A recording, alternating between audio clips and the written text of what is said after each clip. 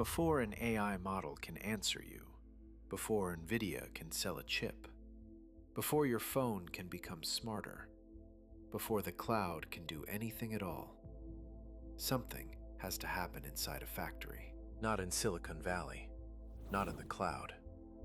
Here, Taiwan, one island, roughly 160 kilometers from China, and home to the most important chip factories on Earth.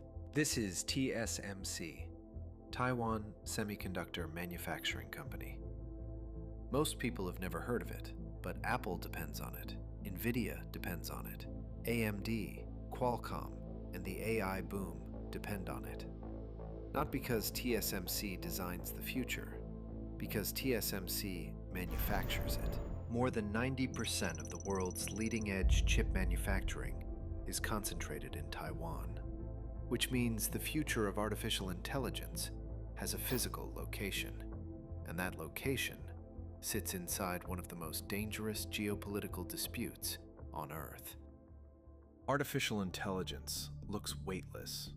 You type a prompt, a model answers.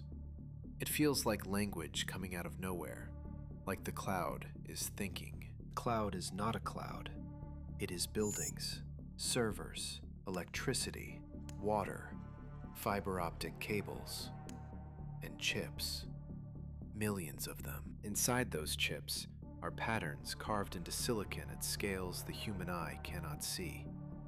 That is where the digital world becomes physical.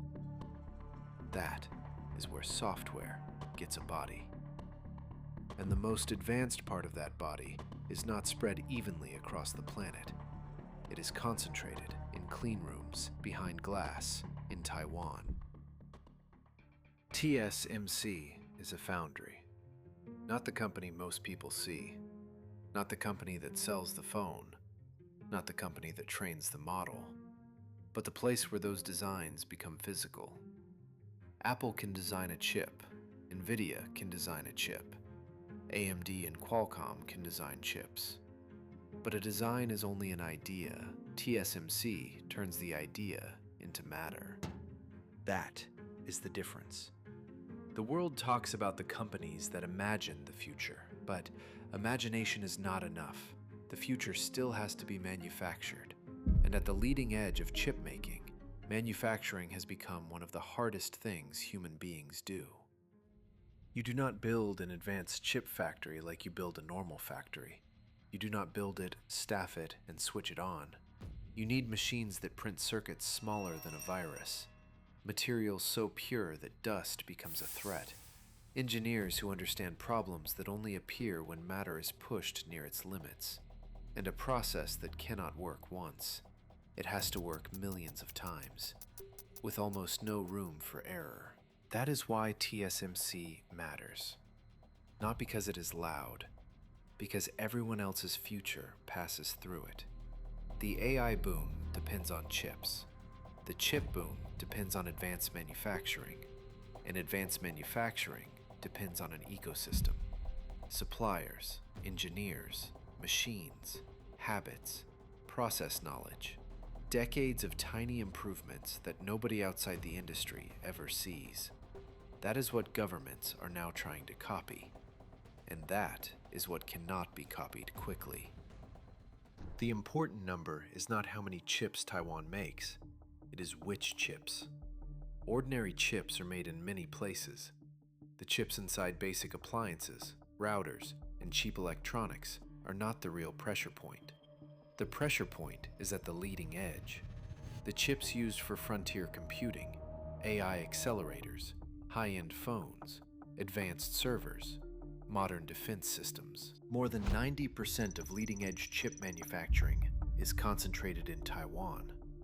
One island, one industrial ecosystem, one narrow strait, and a world demanding more compute every year. That is the kind of number that changes how governments behave. Washington saw the problem, so it started spending. The CHIPS Act put tens of billions of dollars behind rebuilding semiconductor manufacturing in America. TSMC is building in Arizona. Japan is expanding. Europe is trying to secure its own supply. The world is trying to make the system less fragile. But there is a difference between reducing a dependency and escaping it. The factories are only half the story. The other half is geography. Taiwan is not just a factory location, it is a political fault line. Beijing does not see Taiwan as a foreign country. It sees Taiwan as unfinished business. The Chinese government officially claims Taiwan as part of China, and reunification is one of its central political objectives. Across the water, Taiwan built one of the most important industrial systems in human history.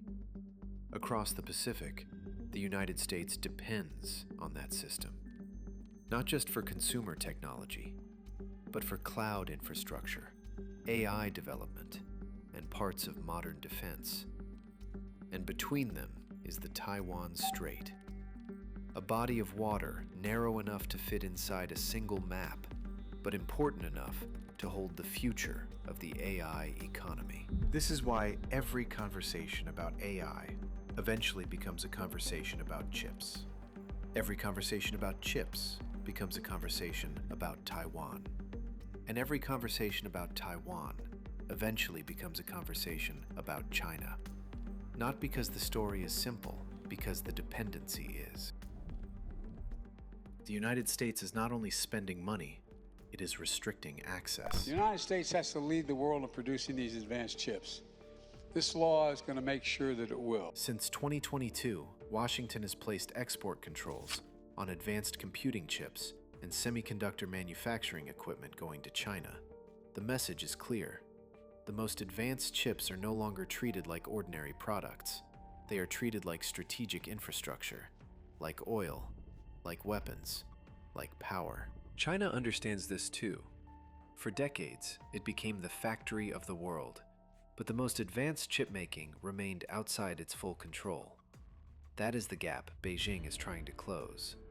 Not only because chips are valuable, but because without them, the next generation of AI models, supercomputers, surveillance systems, and military technologies becomes harder to build. Chinese companies decided that maybe we should divvy up a portion of our orders and pass it to a local company, just in case we were cut off from Taiwanese foundries like TSMC or cut off from overseas chip makers. This is the real chip war.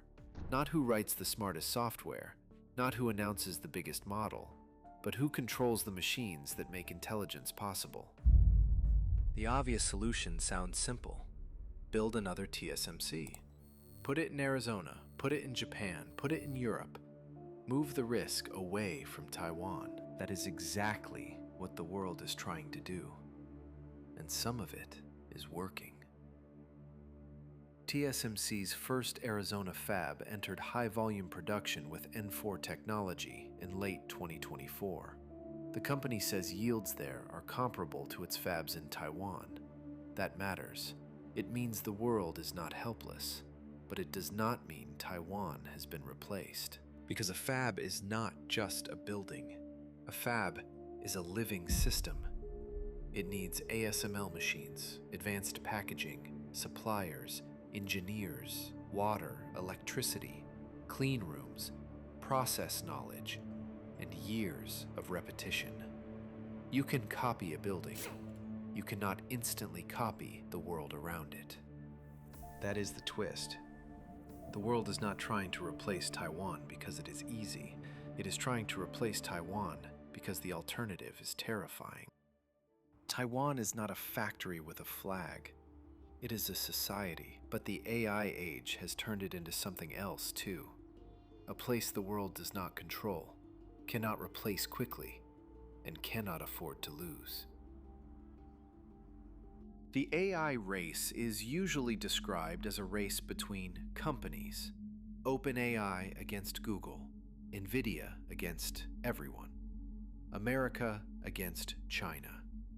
But underneath that race is something older.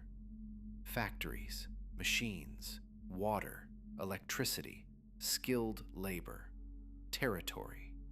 The future does not begin in the cloud. It begins in silicon. And the most important silicon on Earth still begins, overwhelmingly, in Taiwan. That is why this island matters. Not because it is the only place chips exist, not because conflict is inevitable, not because the world has no backup plan, but because the backup plan is still being built, and the thing it is trying to back up is already carrying the future. The cloud has a location. The AI boom has a geography. And for now, that geography still points to one island. Across a narrow stretch of water, roughly 160 kilometers from China. Everyone is trying to reduce the risk, but the risk is still there. Inside clean rooms, behind glass, under lights that never turn off, making the chips that make the future possible.